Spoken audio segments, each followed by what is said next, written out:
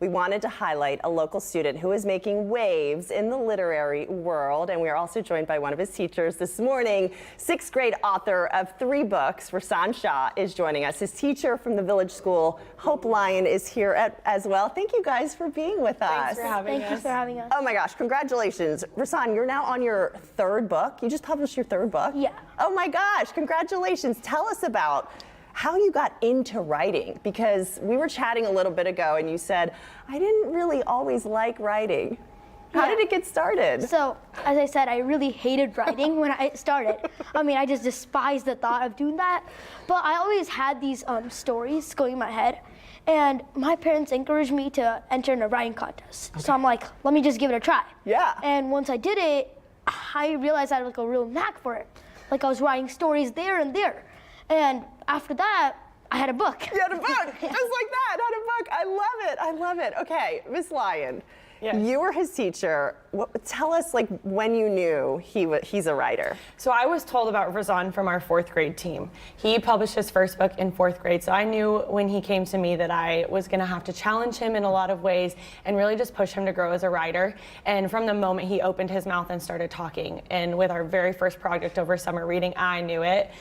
He just really has a way with words and storytelling, and he does it in such an eloquent way that's really mature for his age. So what is your process like? Because every writer has a process, right? Yeah. So when you get all these ideas, what do you do next? So first I kind of make a plan, like what is my idea about? I kind of analyze it in my brain and then I start writing it. So I come up with the main character, the introduction.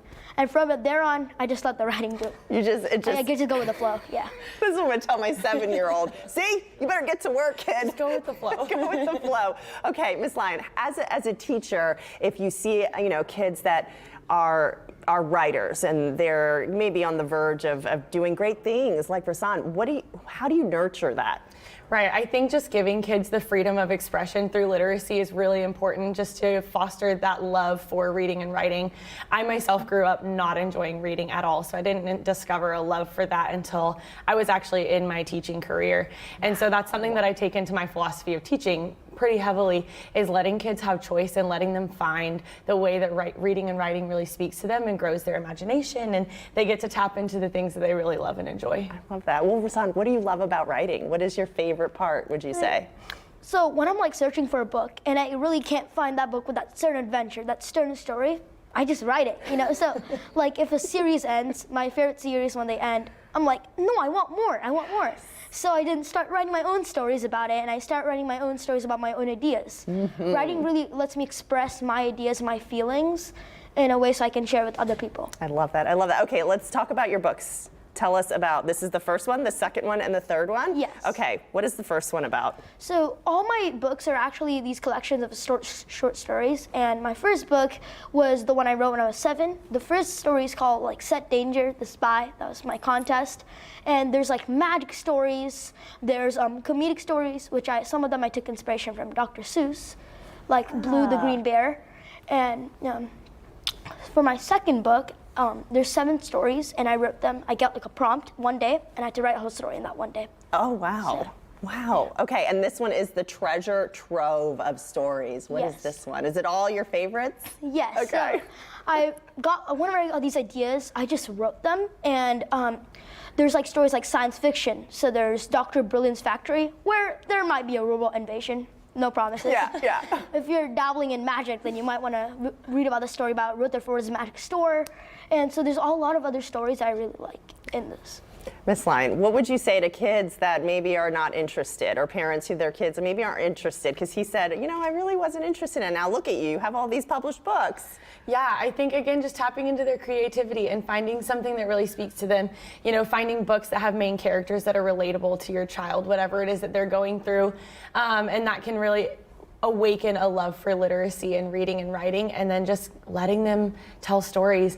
In our classroom, that happens all the time, where they'll start by saying one thing, and then next thing you know, we're 10 minutes in and they just want to talk. Yeah. And so a lot of kids process their stories verbally, and then just encouraging them to write those on paper or type them out as well to help kind of process through that thought. Yeah, I was one of those kids. I never stopped talking either.